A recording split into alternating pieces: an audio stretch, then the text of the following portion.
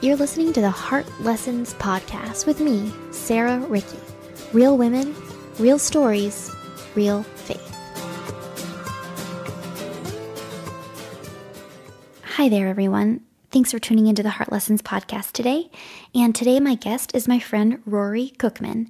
And Rory has a big heart and a love for people, and specifically she has a heart for adoption and a desire to see the orphan placed in forever families.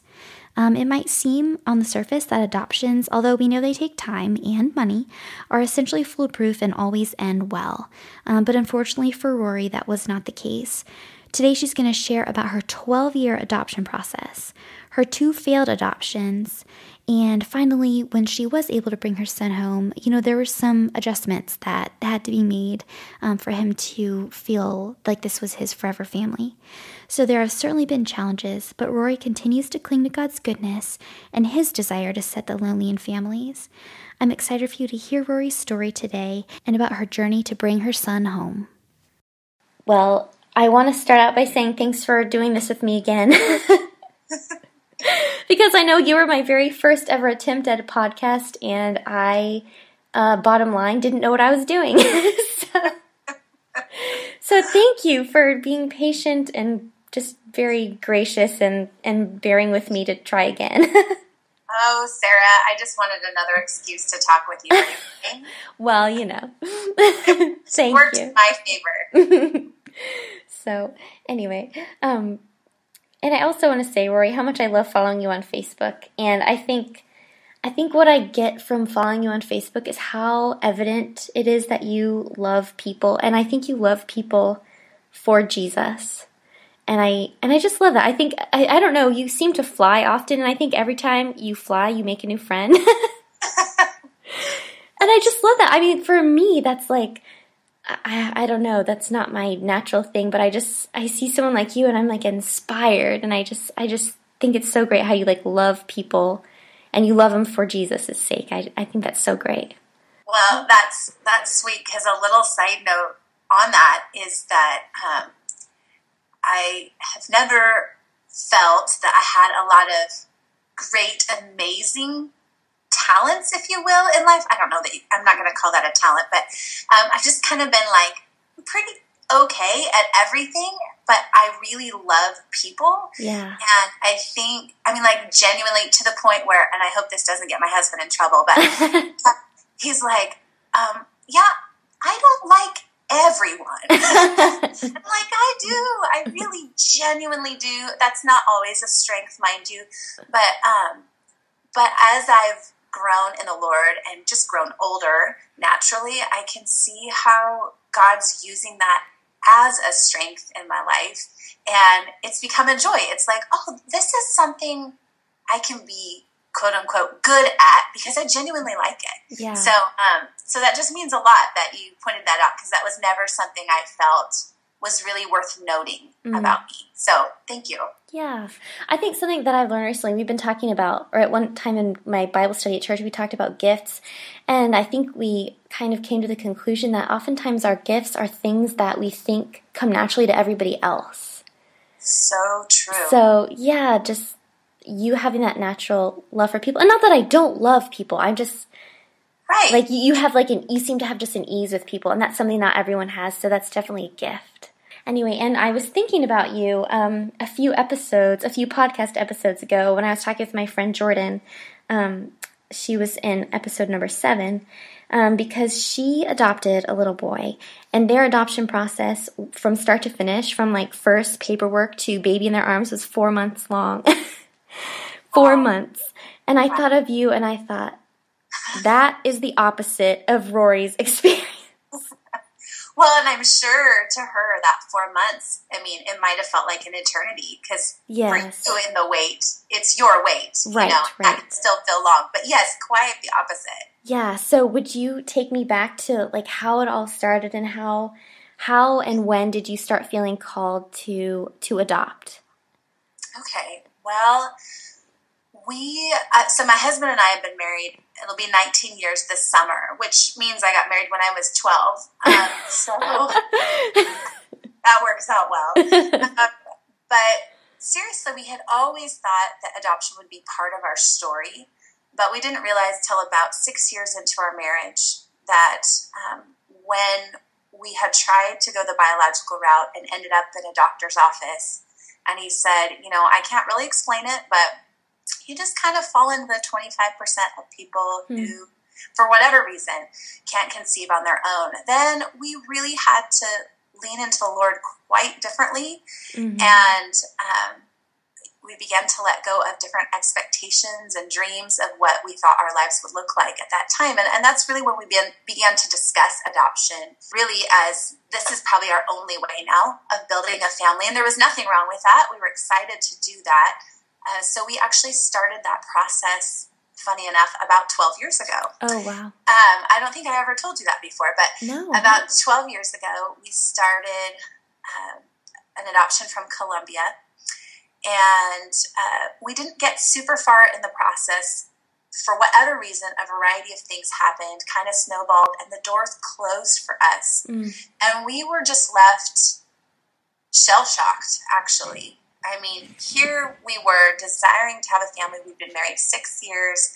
All I knew was that I wanted to be a mom. And I really felt like God had put that desire in my heart. And so I just couldn't understand why he would put a desire in there.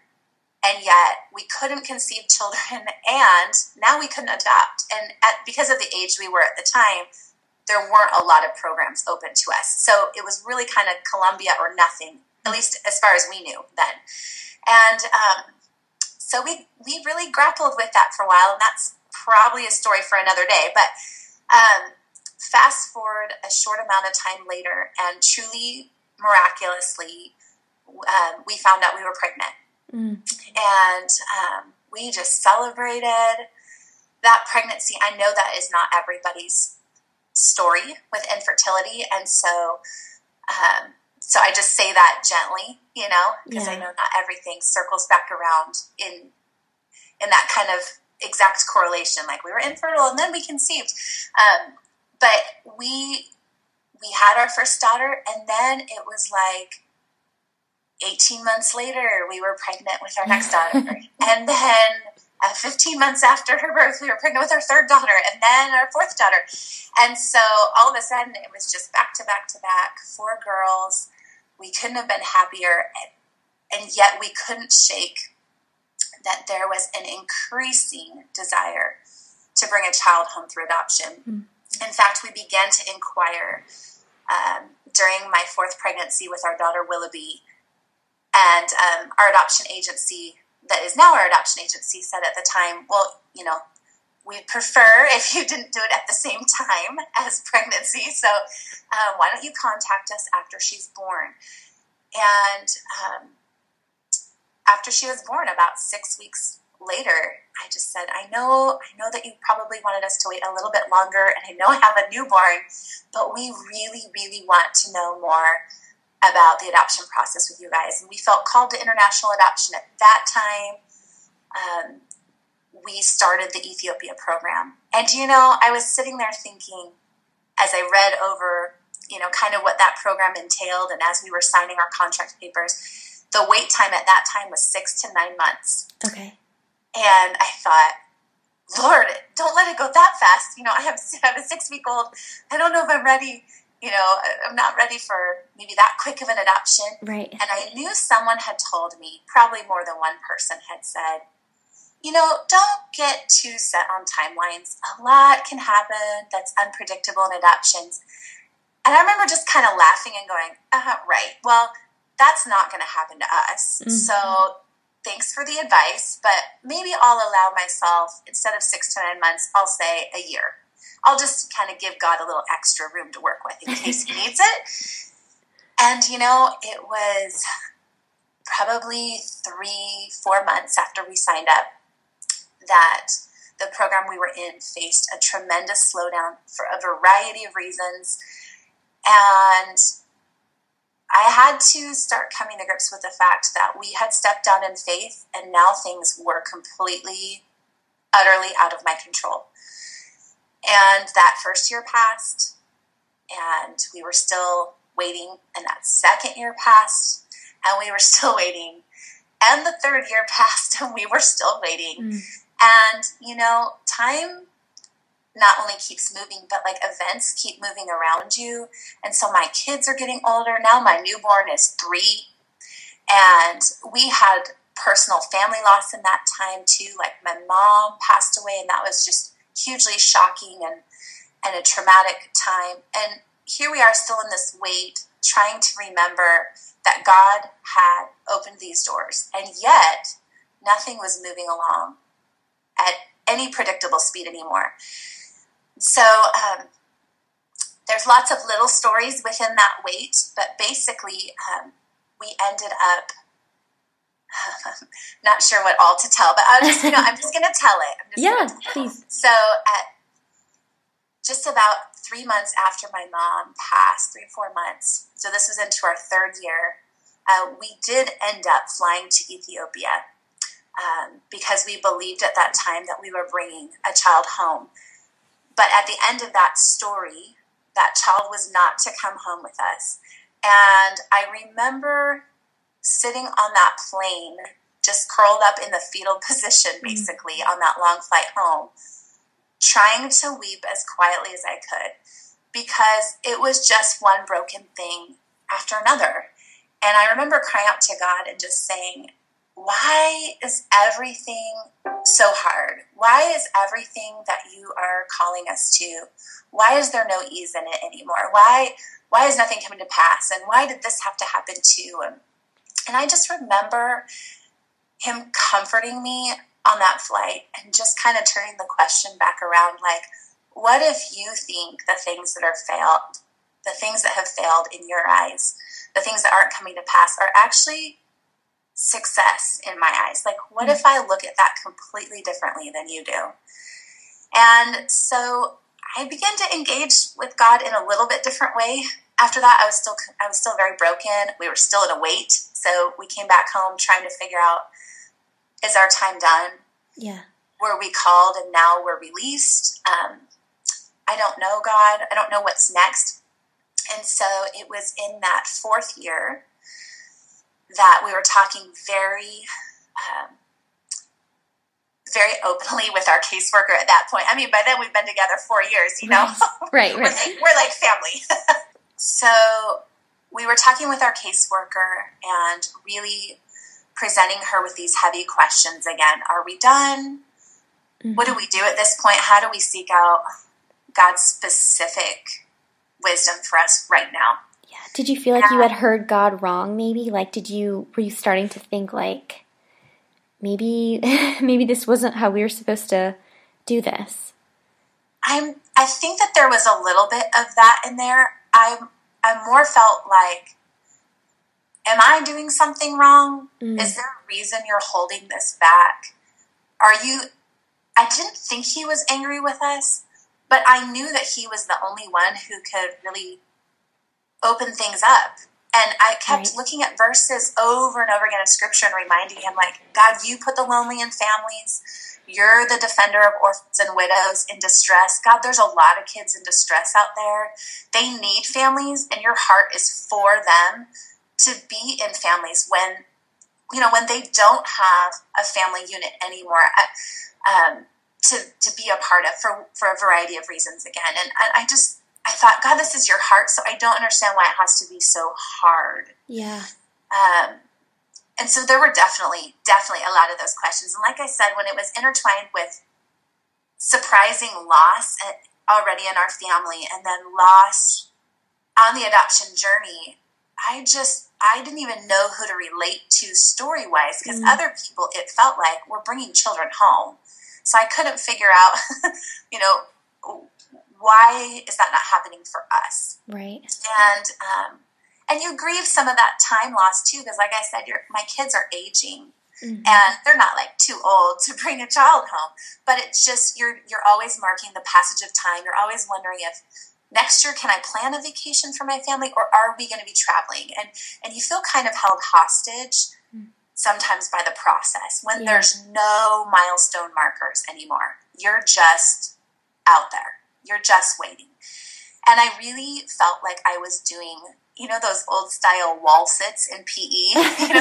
You'd sit there till your thighs would burn out. And your legs are shaking. Yes. And then you just have to keep sitting because you're trying to reach that minute or that 2-minute mark. And that's what it felt like. I felt like there was no relief. My thighs were burning out. My strength was constantly being depleted just from hanging on in the wait. So when we talked to our caseworker, I will never forget, she said something that was completely off our radar. And because I said, I keep feeling like there's a child out there for us. That's what is so hard. I know there is someone.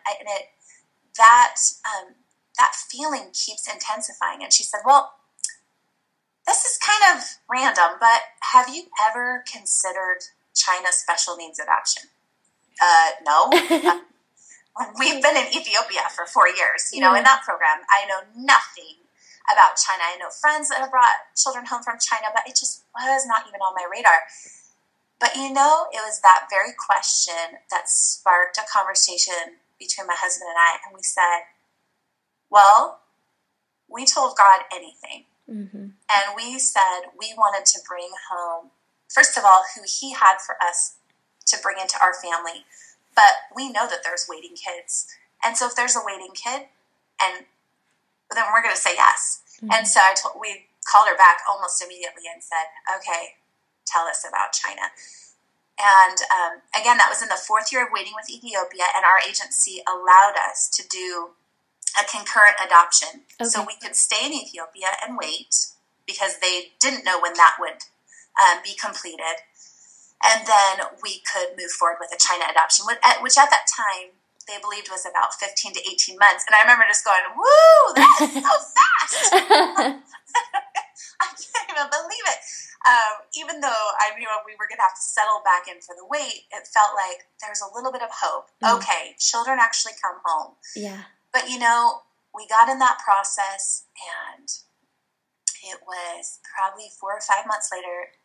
It was in the fall of 2000, and what was that, 13 by then? Yeah. I think 2013, 2014, somewhere in there.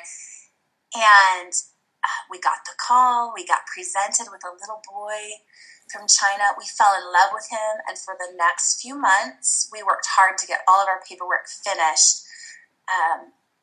And we had special permission from the Chinese government that they would, quote unquote, hold him, for us until that paperwork came in. And I will never forget when it was about a month away from when we should have been traveling. Like, we were about to get a travel call. And I talked to our China caseworker, and she said, I don't know what to tell you. I am so devastated, but he's not in the system anymore, and I don't know where he went. Ugh.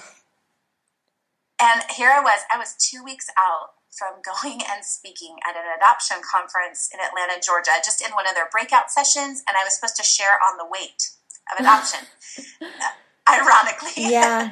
And I thought I was going to be so excited because I was going to get to share that, oh, look, the weight is so worth it, and now we have a child coming home. Yes, it's hard, but ladies, hang in there. That's what I thought I was going to be sharing. And instead, I had to go there and say, not once, but twice, did we think something was going to happen, and it didn't. Because what we found out was that somehow there was an error, and he was given to another family. And my children grieved that loss like they had lost a brother, even though they had never met him, because we had talked about him. We were preparing his room. We had named him. Right, I remember that. All of that. Yeah. I think it was 2013 because I think it was after Evie had passed away. Yes. And because I remember feeling like you must be feeling really similar, like just the end, like you didn't get another chance. Like that was it. Yeah, I remember feeling so just heartbroken for you. Yeah. I mean, and I know that we connected so easily during that time because there was some relating that could be done. And so I remember going to that first retreat and talking about it, and I just had to be really raw and really vulnerable. And we had a last-ditch effort at that time where, since the family hadn't gone to pick him up yet, we tried to petition the Chinese government because we had been referred his profile first. Mm-hmm. And because of the promise and the letter we had from them, And they said, I'm sorry, once this happens, then, it's done, and we're not going to reverse it. And so I had to go back and speak at a second retreat a couple weeks after that. And, they were all hoping, maybe, just maybe, this will turn around and this is going to be an amazing story. And it wasn't at that time. We didn't get to bring him home. And we had to settle back into the wait. And I just thought, you know what, Lord? Okay. First of all, you closed the doors on Colombia 12 years ago. Let's just talk about that. We have some things to discuss here. And I can say it laughing now, but at the time, it was incredibly shattering. Yeah. And my husband and I learned through those years of loss, we process grief very differently. And that's not a bad thing, but when I'm looking for a reaction, it can be definitely a tough thing. I'm like, let's get mad about this together. And he's like, it's going to be okay. We're going to trust God. I'm like, yeah, let's trust God after we get mad about it. That's so great. I would have to process things very verbally with the Lord. And I remember when I found out he was not coming home with us, I just couldn't go to bed that night. I was so frustrated. And I got in my car and I zoomed out of the neighborhood and I'm driving down the road and pounding my steering wheel just going, Lord, where are you? What's going on? And I'm sure some might kind of cringe at that and go, oh, why you can't speak to God that way. And I don't encourage that because he's far greater than I will ever be. And it's by his grace that I can even boldly enter to speak with him. So I don't take that privilege lightly. And yet at the same time, I know he already knows that's what's going on in my heart. Right. And someone had told me, God's big enough to handle the truth of your heart. Like he can take it if you need to say all of that. And so I told him, I said, I'm so frustrated. This is so hard. And I just feel like this is never going to happen. And all that keeps happening is more time passing, more money, because you have to update documents. And I just want an end to this. The honeymoon period is over. We're heading into year 5. This is not exciting anymore. This is spiritual warfare, and this is perseverance, and this is a lot of refining, and it hurts, and it's hurting every day. And so I just wasn't sure how I felt staying in the wait now for 2 countries after being so close. And that was like Easter, I think, of 2014. I'm bad with dates, but it was like around that time. You're fine. It's all a blur. But it was still a couple months later. It was around Easter time, and there was a mix-up in a referral. It was so crazy how all these little things happened that were completely out of the norm, but it happened again to us. And we were referred a little boy by the name of Zen Chang. And so we got ready to make our final acceptance. We had the international pediatrician look at all of this paperwork, and we said, yes, we love him. These special needs weren't in our parameters, but we feel like we can say yes. And we went back to say yes, and a fluke happened. Something happened in the system. Again, I don't think it was on our agency's end. Something happened. And they said, we can't find him. And I thought, no, I can't do this again. I can't do it again. And we had to wait over all of Easter weekend until the next week. And I had to stand there. So, I am the worship leader at our church. And I was going to say something else. But anyways, I am the worship leader at our church. And I remember having to lead worship with my team and just thinking, I have to stand here and I'm singing about the true hope. But my life circumstances right now are feeling incredibly hopeless. I don't know. I literally don't know what tomorrow holds. And those times definitely brought out a different depth of worship in me as well. But I just remember having to go through Easter weekend with all those unknowns. And the next week, everything got sorted out and they said, he's really yours. What did that feel like? What was it? I really held back my emotions. Did you? Because, I was kind of used at that point. At that point, I was used to the rug being ripped out from under me. Right. So I thought, oh, sure, he's ours. Okay, well, don't get too attached because a lot of things have been taken away. So I didn't let myself fall deeply in love with him until really we got closer to traveling. And I knew, okay, once we have those plane tickets, then we're going and it's for real. Not that I will admit at one point I thought, okay, well, could the worst happen and we get there and there is no record of him and there's no child by that name? I mean, you hate to say that, but again, when you've gone through some of those things, you're used to the worst happening. Right. And so I tried not to entertain that thought, and I just thanked the Lord. We are on our way to China, and he provided so miraculously too financially, because we were in concurrent adoptions, and international adoption expenses can rack up pretty quickly. He provided miraculously, and he fulfilled a dream of mine, which was that our whole family, that my 4 daughters would get to go, and my husband and I would get to go to China to bring home our child. And he really, really did. Yeah, that's amazing. Make good on, that verse that says that hope deferred makes the heart grow sick. And I wept a lot of times because hope kept getting deferred and there was nothing I could do about it. My heart was sick and I couldn't do a thing about it. And it didn't mean I didn't have joy in everyday stuff. I mean, if you look back in my life at that time and Facebook pictures and conversations with friends, we still did life. Right. But there was a real hurting spot in my heart over that because it kept being deferred. And so when that promise was fulfilled, it was the deepest breath of fresh air. It was like we could come up from being submerged underwater that I didn't even know we felt that way entirely until we could breathe again. And it was the best ever. And I wish I could say we had the picture perfect gotcha day. We didn't. He did not want a thing to do with us. Yeah. He was pretty mad and upset. But I knew without a doubt that God had orchestrated him coming to our family, because God could have said yes to the others and he didn't. And so I didn't care. I just held that little boy and I thought, you kick and scream all you want.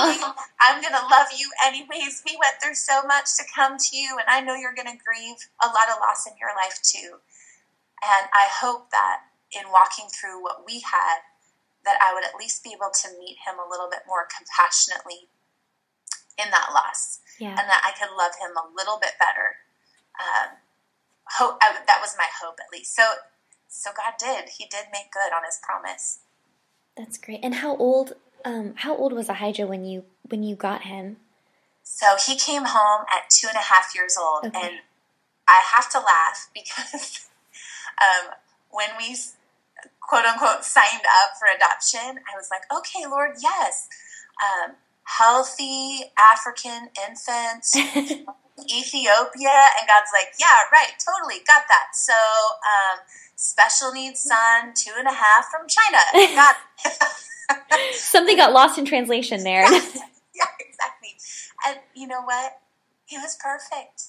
It was exactly what if I could have dreamed it up, it would be our son Ahijah. I didn't even know he was what I was dreaming of. And he was. And God superseded my expectations. Not to say that the journey wasn't hard, not to say that we didn't have hard things in transitioning, but he was a total blessing and still is. He's awesome. Yeah. Was it hard for him to adjust and for everybody to, your family to adjust to him? Because at 2.5, he's formed opinions and memories and attachments. So what was that like, trying to, I guess, kind of reinvent his world? Well, yeah. So backing up a smidge here, the wait actually was good in the sense that I had the opportunity to connect with hundreds of other moms through retreats and things who had adopted. And so we took that opportunity to become very prepared. And I think if we would have adopted 12 years ago, I would have walked in thinking, oh, it's all rainbows and unicorns. Right. And you bring a child home and live happily ever after. And not that can't be the case, but I realized all that we had learned from the wait really helped us to be prepared for everything from best to worst case scenario. And I had never considered until we had gone through all that training that, you know what, our son is going to grieve. You wouldn't think so because, well, he's living in an orphanage and isn't he going to be excited about having a family? Well, yes, but at 2.5, with my biological daughters, I can only imagine at 2.5 if they were ripped from everything that they knew, their language, the way the place they live smells, their friends, familiar faces, food, all those things where even though he didn't have a family unit that he was being raised in, he still had a familiar environment, and he grieved hard. He grieved really, really, really hard. The very first time that we picked him up, so after our initial meeting, we were in a hotel where the families were meeting their children. And after we had finished the paperwork and we're walking him back to our hotel room, we've got the 4 kids with us, and our youngest, besides Ahijah, was 3 at the time. So, you got a stroller, you got everybody trying to talk to him, and hi, Ahijah. And I'm like, he doesn't even know that's his name yet. Right. His name's Zen Chang still. And so he is just wailing. And it's the kind of wailing that is guttural. Like, it is so deep. He doesn't know what is going on. And we took him back into our hotel room, and I'm telling the girls, shh, we have to quiet. This is a lot for him right now. He doesn't even understand what we're saying. So we have to make things really calm. And they were so good. And my husband, Lee, was, trying to try a few things. Maybe some distraction technique will help a little bit. And you know what? He didn't want to even be held. He doesn't know us, we're strangers. Yeah. And so he wanted out of my arms. And I'll never forget shutting the hotel door and him jumping out of my arms, just mad and sad, and trying to get the hotel door open. I got to get back. I got to get out. I got to get out. I got to get out. And he's just panicking. And, as a mom, you want to be able to console him, and yet the very consoling I wanted to do would have scared him so bad. And so we just began to pray kind of, quietly, and Lord, just help us and help him. And it was a really rough time. It took several hours for him to, kind of exhaust himself from crying. Yeah. And even through our time the next week in that same hotel, he would put a chair up to the window, and he would try to get out the window. I mean, he's 2.5, so he's pretty adept. Like, he can climb things. And he would call for his nannies. He would call for his best friend. He had one little best friend who I just wish we could have brought home. He was not adoptable. And, we tried in country. I'm like, what do we have to do to get him to come home with us? Yeah. And it was hard, and we watched him grieve very deeply in his sleep. I will never forget this last year. He's been home, let's see, we're coming up on 1.5 years next month. And I will never forget a few months back where he actually giggled in his sleep. Aww, that's so sweet. And I thought, wow, that is the greatest gift. Things that I've taken for granted with my daughters, just because they've always slept soundly and secure. With Ahijah, sleep meant vulnerability. I can't be alert anymore. I don't know what's going to happen to me. And it was hard for him. And so eventually, he would exhaust himself and fall asleep, but not because he felt safe, and not because he knew any sort of predictability of the next day. He didn't know if the next day he was going to get ripped from everything he knew. He'd already been there, done that. Right. So the day, that morning I heard that giggle, I was just like, this is the best sound. Aww. He feels safe. And now it's a completely different story. He is an entirely different kid. We still have moments, grief or hard things where I can tell that's what he's wrestling with. Mm-hmm. But it's been amazing to watch how God has just done things for his heart that even we couldn't do for him, but God's moved on his behalf. How do you think the adoption process changed your family? It made us a lot more sarcastic. That's not what I thought you were going to say. That's not very spiritual, Rory. That's not what I thought I was going to say. No, I'm just teasing. How did it change our family? Well, honestly, during it definitely taught us to, I hate to say cling to God differently because that sounds so trite, but you are forced Yeah. to make a choice. It's a new perspective. Yeah, it is a completely new Yeah. perspective. There wasn't really an out in the wait, except if we said no to it. And we knew that God, I think I've said to you before, like we went on the last thing that God told us to do, which was say yes. Yeah. And so in saying yes, we chose to not have an out at that time because we knew his last word to us was yes. So it changed us because we had to seek him out a little bit differently. I had to trust that when nothing is happening, actually everything is happening. Because on the other side of the world, I couldn't see that, 2 years into our wait, a little boy was born in China. Right. Who was going to be a part of our family. So I had to trust that literally I couldn't see anything, but that God was moving, he was orchestrating the details to make sure that he was going to care for the orphan. And with our kids, I thought, honestly, after bringing Ahijah home, I thought, well, they're going to be done with adoption because, yes, he's home, but they're never going to want to do that again. Yeah. And I didn't know if I wanted to do it again. Right. But God softened their hearts in such amazing ways. I cannot tell you, it is probably daily around here that they tell me about Ahijah. Mom, isn't Ahijah the best thing to have? Aww.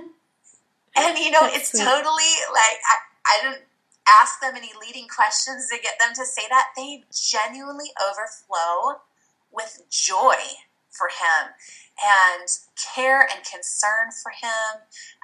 They ask a lot about the two little ones that did not come home to our family, and we have their pictures up in our house.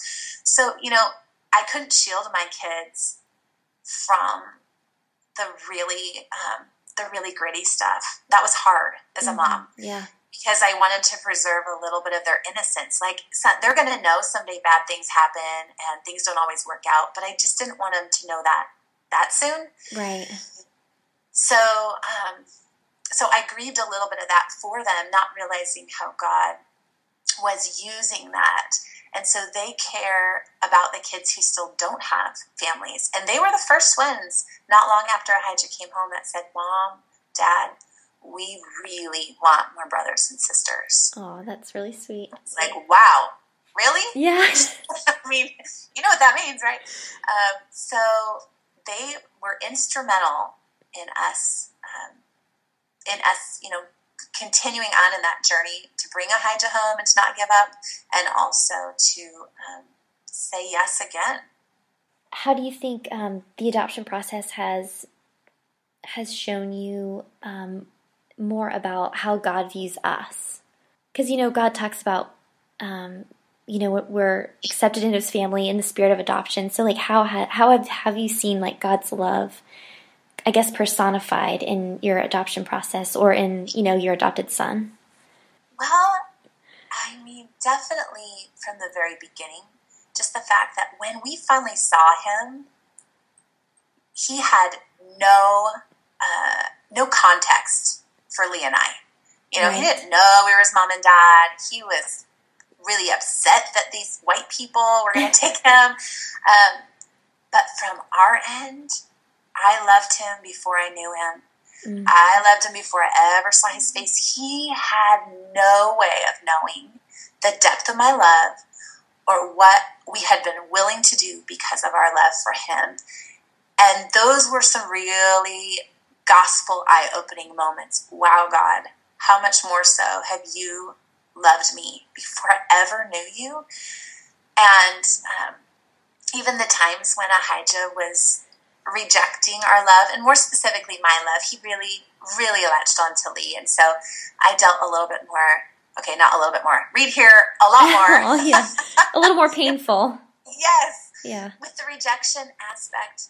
And yet still, I saw how my showing love, regardless of in the moment if I felt it, because we were just getting to know each other. He didn't know me and I didn't know him. That there was this understanding of God pursuing, regardless of the outcome. Mm. He pursues, and he doesn't stop. And so that was definitely a perspective in which I worked from to get to know him. And trying to think if there's other, I know there's been other little eye-opening moments for not little ones, gigantic ones along the way. But just everything from, I tell you what, it's changed the way I've sung some worship songs. Yeah. You know, that line in This Is Amazing Grace where he makes the orphans sons and daughters. Mm. Every time we sing that at our church, and little Ahijah and my daughter Willoughby are kind of running around and worshiping with the kids in the back and in the front, I well up with tears because I have a living example of that. Not only spiritually did he adopt us, but like he cares about physical adoption, and I have a sign of his goodness and his desire towards that running around in our church while I sing this song. It is so real in my life, and it takes on a whole new meaning now when I sing songs like that. That's great. Well, you know, this is the Heart Lessons podcast, so what would you say, I guess from the start of your adoption process 12 years ago, what would you say like your kind of overarching heart lesson has been that God has just continued to speak to you? Well, let's see. Well, as you know, we're adopting again. And God didn't forget a detail, because when the doors closed to Ethiopia, our agency, without knowing any of our past history, said, have you considered Colombia? We said, well. You said, by the way, as a matter of fact. Yeah, as a matter of fact, 12 years ago or so, we did. So I just had a jaw-dropping moment in that where I realized he doesn't forget. Mm. He doesn't forget. That was 12-something years ago. And you know what? I hadn't forgotten, but I definitely had given up hope or thought that that would be part of our story. And so just realizing he cares that much, he brought that back around. He didn't have to. Other heart lessons just along with that are that he really does work everything together for the good of those who love him. And sometimes I had to love him without seeing the good coming to pass. Not that I wasn't being blessed every day, not that he wasn't taking care of me. I mean, that's good enough, right? But the specific things, the desires of my heart, the hope that was being deferred, I had to really just trust him and love him regardless of the outcome. And that was so good for me to have to do, and it was so hard to hold those things loosely. So to get to see this side of heaven, that he is working those things out for the good, that he is about redemption, he is about making beautiful things out of broken things. And honestly, another heart lesson for me was that honest questions produce honest praise. Mm. I had heard that phrase. I think it was in a David Platt sermon that I was listening to during those years of waiting. And again, like I said, that loss was intertwined in there too. And I wrestled with how much can I question God and it's acceptable? When is that crossing the line of... you don't want to be irreverent, yeah. Yeah, exactly. And I thought that phrase, it was actually coming from the book of Habakkuk, because David Platt was talking about how Habakkuk was a little bit of a different kind of prophet, because instead of just bringing God's word to the people, like he brought the people's complaints to God. And he kind of started complaining himself. He was pretty upset that he wasn't seeing things. He wasn't seeing all the things that he knew God was capable of, and he was crying out on their behalf. And I so resonated with that, because by the end of the book of Habakkuk, which incidentally was the name that we had given that son that we did not bring home from China, but it was so apropos because I had to trust that even if there's not a fig on their vine, even if there's no cattle in the stall, still I will praise you. So I got to a place where I understood God can handle my questions. I could ask them, and as I asked them, I asked him to really tune my heart to his, so that at the end, I could honestly praise him, no matter what the outcome looked like, that my questions would produce praise. And so I felt that I had permission coming from that place, because he knew that I didn't want to do something irreverent. I didn't want to cross the line. Right. But I also didn't feel like it would have been healthy to have just stuffed that down and said, oh, no, I'm going to fake trust. Yep, everything's fine, and it's not fine. Yeah. I have a lot of questions for you, God, and I'm really hurting, or today I'm really mad. I don't want to be mad. I don't like that I'm mad. I kind of want to be more spiritual than that, if you want to call it that. I want to never get mad about anything. But, I'm mad. And I feel like he met me in that and said, you know what, I'm paraphrasing here, but I don't like injustice either. Right. It's okay. It's okay to have those feelings. That's how I created you. I can handle it. In fact, use it as a way to have communication and communion and intimacy with me. And so that's what I did. And those honest questions really did produce honest praise. I like that.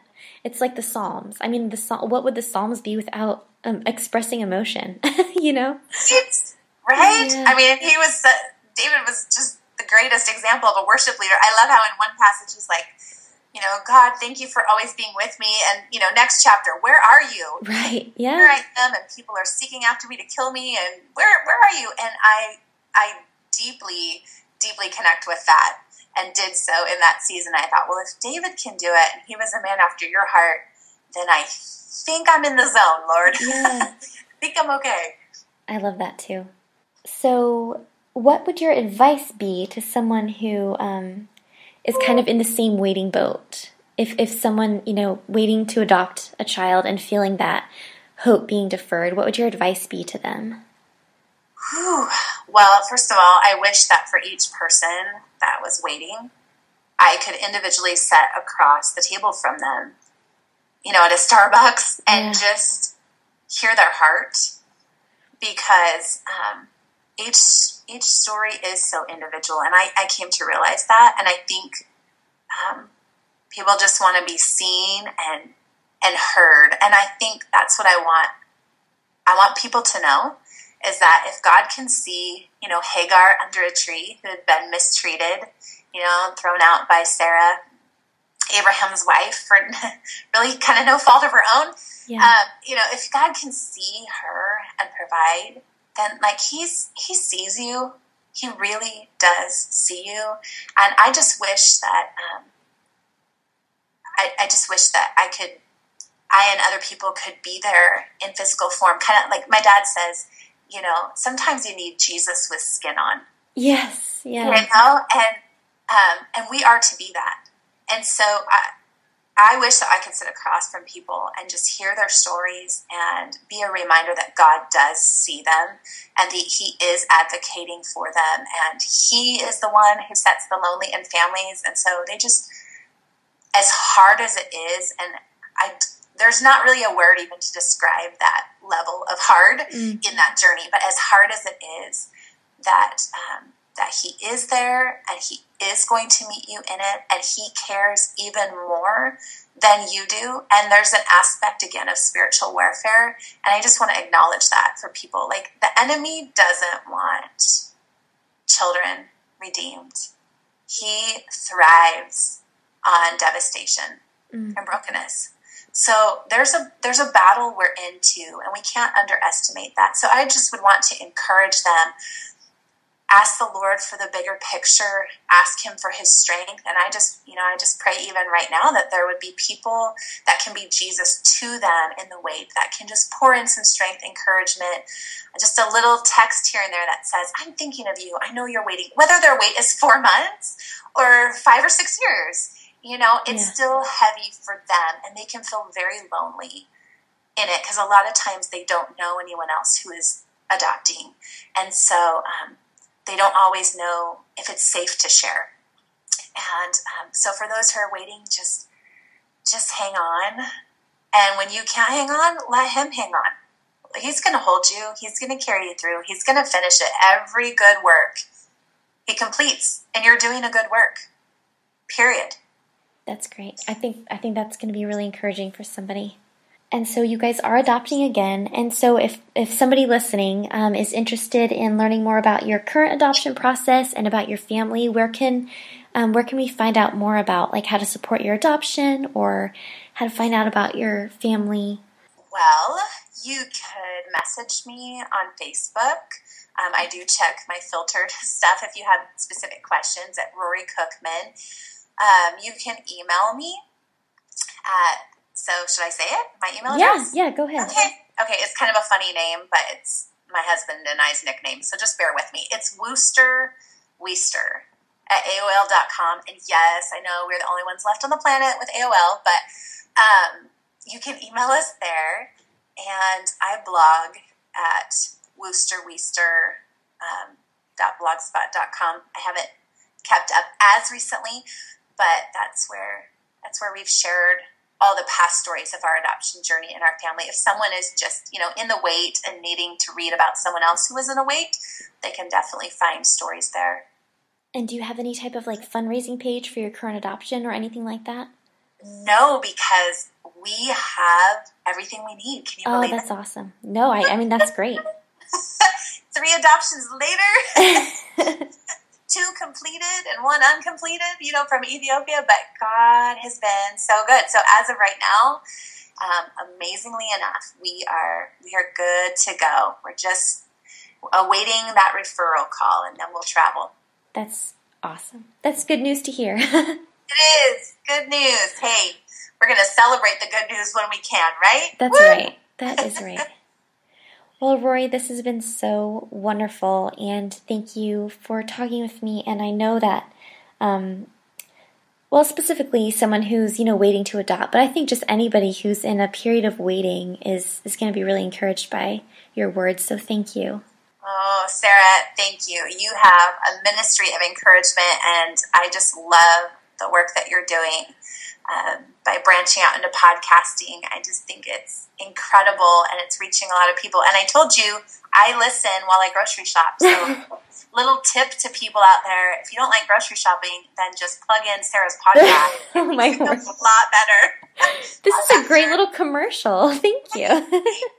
You're welcome. You didn't even ask. But it's true. That's what I do. I listen to your podcast while I grocery shop. Few things are worse than waiting, but I think Rory offered some really wonderful advice for those of us in a waiting season. I think my very favorite thing that she said was that God doesn't forget us, and He really does see us while we wait. I think sometimes it can feel like God has forgotten when our wait seems really long, but it comforts me to know that He's still there and He's still working. If you visit my blog, lifeandgrace.com, you'll be able to find show notes for today's podcast episode, including how to contact Rory, some of the Bible verses she mentioned, her heart lessons, and also some resources to get you started on your adoption journey if that's something that you are interested in. And I have one more thing I'd like to note. My guest next week is actually going to be my husband, Josh, and I thought it would be interesting to share his perspective on infant loss, from the daddy's perspective. And so we'll talk about what it was like for him and for us together, and we'll share our journey. But I thought it would also be interesting to open that episode up for Q&A. And so this week, if you have any questions for us about how he survived the loss journey, or even questions specifically for him about being an infant loss dad, you can send questions to my email, sarahjrieke@gmail.com. or submit them to Life and Grace's Facebook page, and we will answer as many as we can in that episode. So if you have anything you've maybe ever wanted to know about our story, please feel free to, to submit a question. Thank you for listening today, and I hope that you were encouraged, and I hope you were able to come away with a meaningful heart lesson for your heart this week.